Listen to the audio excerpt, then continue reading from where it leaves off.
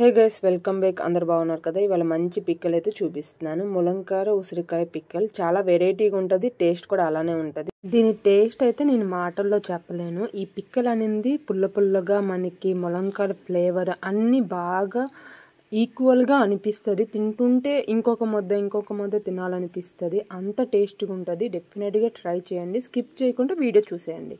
ములంకారని ఇలా చిన్నగా కట్ చేసుకోవాలి. నేను ఆల్రెడీ ముందు వాష్ చేసుకున్న తర్వాత ఇలా కట్ చేసుకున్నాను. ఉసిరికాయలు కూడా మనం బాగా వాష్ చేసుకొని క్లాత్తో తుడుచుకోవాలి, అంటే తడి ఉండకూడదు. నెక్స్ట్ 1 గ్లాస్ వాటర్ బాగా మరిగించి అది 1/2 గ్లాస్ చేసుకోవాలి.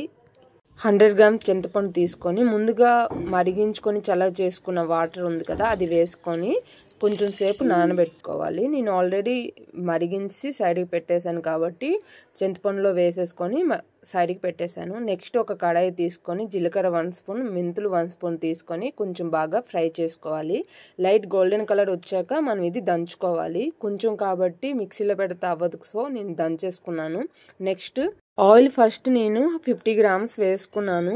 టోటల్గా అయితే మనకి 150 గ్రామ్స్ యూజ్ అవుద్ది. సో నేను 50 గ్రామ్స్ వేసుకొని ఫస్ట్ ములంకారని బాగా ఫ్రై చేసుకున్నాను. ఇది బాగా కుక్ అయిన వరకు ఫ్రై చేసుకోవాలి మీడియం ఫ్లేమ్లో. ఈ లోపు నేను ఇది దంచేసాను. ఇలా మనం కుక్ చేసుకున్నప్పుడు మీడియం ఫ్లేమ్ పెట్టుకొని కుక్ చేసుకోవాలి. మనకి లైట్గా కలర్ చేంజ్ అవుద్ది కదా, అప్పుడు ఒకసారి చెక్ చేసేసుకుంటే మనకి ములంకార కుక్ అయిందో లేదో తెలిసిపోద్ది. అప్పుడు స్టవ్ ఆఫ్ చేసుకొని ములంకారని తీసేసుకొని సైడ్కి పెట్టేసుకోవాలి. ముందుగా రెడీ చేసుకున్న ఆవాల పొడి, ఇంకా స్పైసీకి తగ్గట్టు చిల్లీ పౌడర్. ఆవాల పొడి నేను 50 గ్రామ్స్ తీసుకున్నాను. ఉసిరికాయలు కూడా ములంకాయలు తీసుకున్న తర్వాత ఉసిరికాయలు కూడా ఫ్రై చేసుకోవాలి. అది ఫ్రై అయ్యేలోపు మనం చింతపండు గుజ్జుడు అయితే తీసుకోవాలి.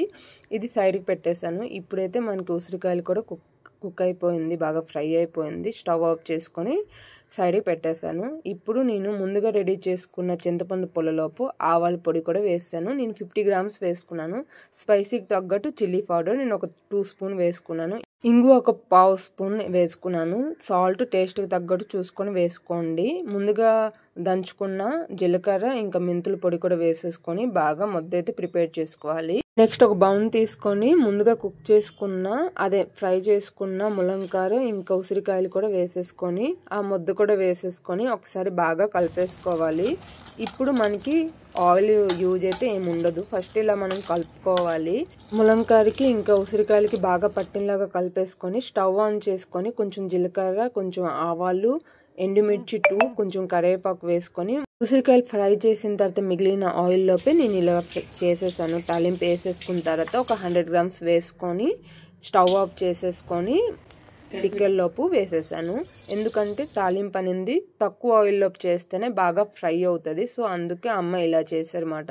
ఇలా చేసుకున్న తర్వాత ఒకసారి బాగా కలిపేసుకోవాలి. ఆయిల్ మొత్తం అబ్జర్వ్ చేసినలాగా మనం బాగా స్ప్రెడ్ చేసేసుకొని బాగా కలిపేసుకొని ఓవర్ నైట్ మనం మూత పెట్టి ఉంచి నెక్స్ట్ డే మార్నింగ్ తింటే చాలా చాలా టేస్టీగా ఉంటుంది. మేము ఉండలేక ఆ రోజే తినేసాము. చాలా చాలా బాగుంది. డెఫినెట్గా ట్రై చేయండి. ఇంట్లో చేసుకొని తినండి. మీరు తప్పకుండా నచ్చి కామెంట్ చేస్తారు. అంత టేస్టీగా ఉంటుంది. చాలా నాకు నచ్చింది. ఇప్పుడు అమ్మ ఒక డైలాగ్ చెప్తారు, వినండి. ఇది నిజమో కాదో కింద కామెంట్ బాక్స్లో కామెంట్ చేసేయండి. ఇలాంటి రెసిపీస్ కోసం మన ఛానల్ని సబ్స్క్రైబ్ చేయడం మర్చిపోవద్దు. Thank you.